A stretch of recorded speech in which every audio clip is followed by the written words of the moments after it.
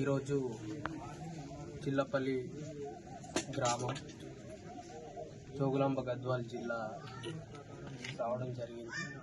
అయితే ఇక్కడ మరి లావణ్య అని ఒక మెడికల్ గ్రాడ్యుయేట్ మరి ఒక ఓబీసీ కులానికి చెందినటువంటి అన్నయ్య అనే అబ్బాయిని చాలా విపరీతంగా ప్రేమించింది.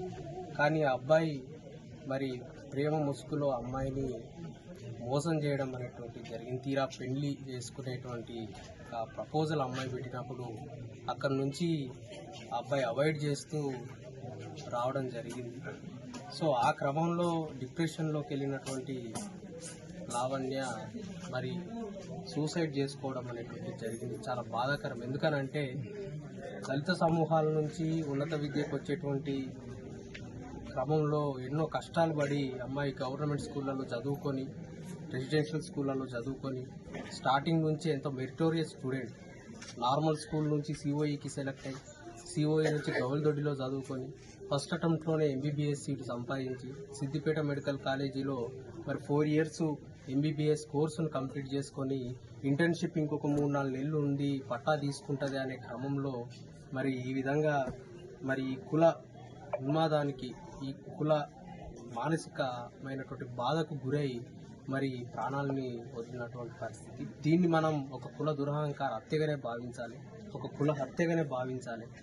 కాబట్టి మరి సమాజంలో ఏదైతే ఈ కుల వివక్ష, ఈ మొత్తం ఏదైతే ఏ రకంగానైతే మనం చూస్తున్నామో మరి ఈరోజు ఇది విద్యా సంఘాలలో, అదేవిధంగా ఇప్పుడు చదువుకున్న విద్యార్థులలో కూడా ఏదైతే ఎంబీబీఎస్ కానీ లేకపోతే ఐఐటీలలో కానీ ఎక్కడైనా కూడా మరి ఈ సమస్య చాలా క్లుప్తంగా మనకు కనిపిస్తూ ఉంది.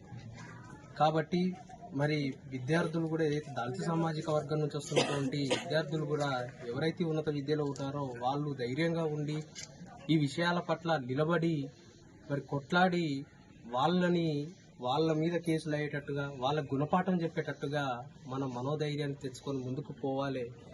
కానీ ఈ విధమైనటువంటి నిర్ణయాలు తీసుకోవద్దని చెప్పి కూడా నేను మా దళిత మహిళలకి, విద్యార్థులకి విన్నపిస్తాను.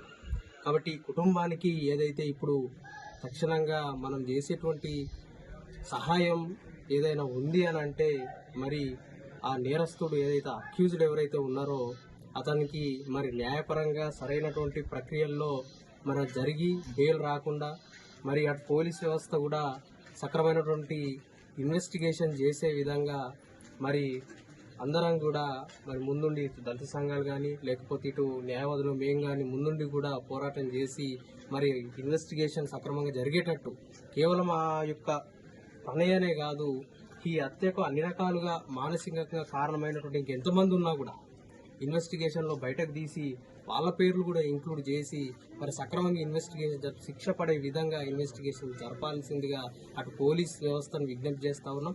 అదేవిధంగా మరి చట్ట ప్రకారం రావాల్సినటువంటి పరిహారం ఏదైతే ఉందో అది రావాలి. అదేవిధంగా రిహాబిలిటేషన్ ఎంటైటిల్మెంట్స్ ఏదైతే పునరావాసానికి సంబంధించినటువంటి ఎంటైటిల్మెంట్స్ ఉన్నాయో అవి కూడా ఇల్లు, అదేవిధంగా 3 ఎకరాల భూమి, ఇంట్లో ఒక వ్యక్తికి ప్రభుత్వ ఉద్యోగం, ఇవి కూడా రావాల్సిందిగా వాటిని కూడా 3 నెలల్లో చట్ట ప్రకారం మనకు 3 నెలల లోపు ఇవన్నీ కూడా రావాలి. 3 నెలల లోపు ఇవన్నీ కూడా ఈ కుటుంబానికి ప్రొవైడ్ చేయాలి. మరి ఇంతవరకు కూడా ఇక్కడ చట్ట ప్రకారం మనకి 3 నెలలకు సరిపడా సరుకులు ఏదైతే బియ్యం కానీ, పప్పులు కానీ, నూనె, ఉప్పు ఇవన్నీ కూడా ప్రభుత్వం సరఫరా చేయవలసినటువంటి అవసరం ఉండే.